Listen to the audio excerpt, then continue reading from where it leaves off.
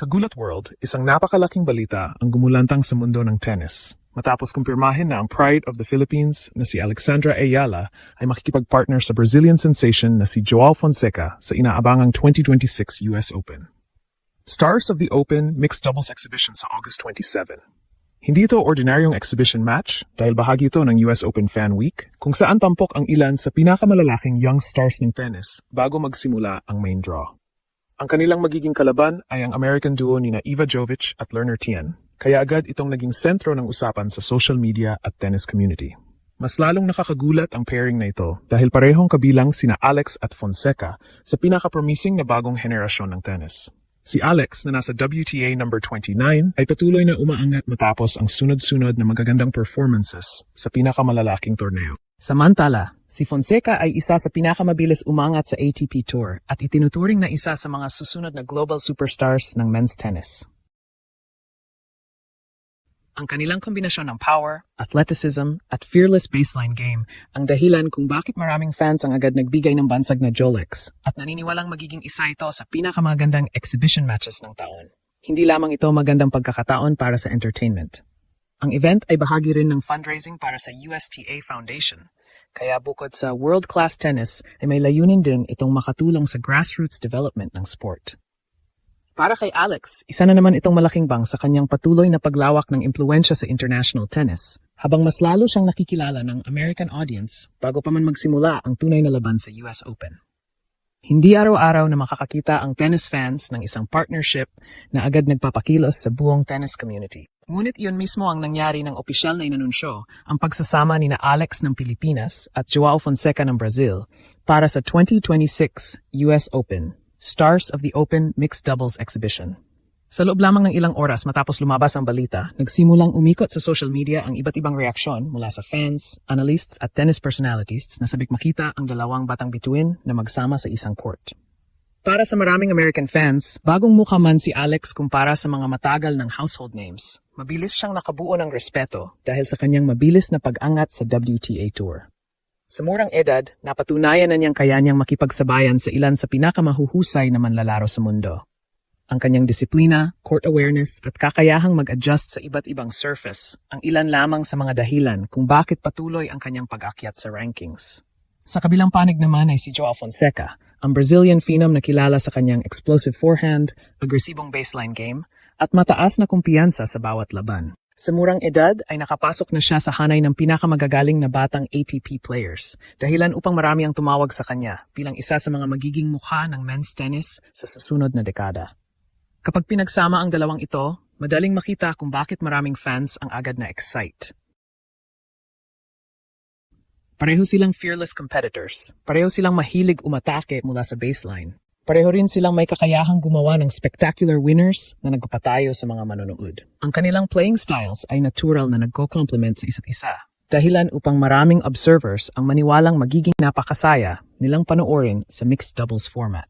Dagdag pa rito ang international flavor ng kanilang partnership. Isang Pilipina at isang Brazilian ang magsasama upang harapin ang dalawang batang Amerikanong, sina Eva Jovic at Lerner Tien. Dahil dito, nagkaroon agad ng kakaibang storyline ang exhibition. Hindi lamang ito simpleng exhibition match. Isa rin itong simbolo kung paano patuloy na nagiging global ang tennis. Kung saan ang iba't ibang bansa ay nagkakaroon ng bagong henerasyon ng mga world-class players. Para kay Alex, napakahalaga rin ng pagkakataong ito. Ang paglalaro sa harap ng malaking American audience bago magsimula ang US Open ay nagbibigay sa kanya ng mahalagang exposure at pagkakataong maging mas komportable sa New York courts. Habang para kay Fonseca, isa rin itong oportunidad upang lalo pang mapalawak ang kanyang fanbase sa North America. Sa ngayon, isa ang malinaw.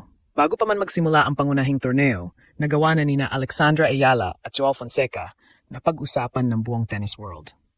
At kung ang excitement ngayon ay ganito na kataas, maraming naniniwala na ang kanilang Jolex partnership ay maaring maging isa sa mga pinakaalang highlights ng buong US Open Fan Week. Habang papalapit ang 2026 US Open Fan Week, lalong umiinit ang usapan tungkol sa bagong tambalan nina Alex at Joao Fonseca. Hindi lang ito dahil parehong bata at mabilis ang kanilang pag-angat sa professional tennis. Para sa maraming fans at observers, natural ang chemistry ng dalawa kahit hindi pa sila naglalaro bilang magkampi sa isang high-profile exhibition. Isa sa mga pangunahing dahilan ay ang pagkakapareho ng kanilang mentality sa loob ng court. Pareho silang kilala sa pagiging fearless. Hindi sila natatakot tumatake laban sa mas mataas ang ranking at palaging naghahanap ng pagkataong kontrolin ang rally. Ang ganitong klaseng playing style ang madalas na nagbibigay ng exciting na laban para sa mga manood. Si Alex ay patuloy na pinapakita ang kanyang maturity sa bawat torneo. Sa bawat season, makikita ang pag-improve ng kanyang movement, anticipation at shot selection. Hindi na lamang siya umaasa sa consistency. Mas agresibo na rin siyang umatake kapag nakita ang tamang pagkakataon. Ang kanyang two-handed backhand ay isa sa kanyang pinakamalalakas na sandata, habang ang kanyang return game ay patuloy na kinikilala bilang isa sa kanyang pinakamalaking strengths. Samantala, si Joao Fonseca ay kilala sa kanyang explosive power mula sa baseline. Kapag nakakuha siya ng maikling bola, mabilis niyang kinokontrol ang punto gamit ang mabibigat na forehand at kumpiyansang shot-making. Ang kanyang athleticism at mabilis na footwork ang nagbibigay sa kanya ng kakayahang makarecover kahit sa mahirap na rallies.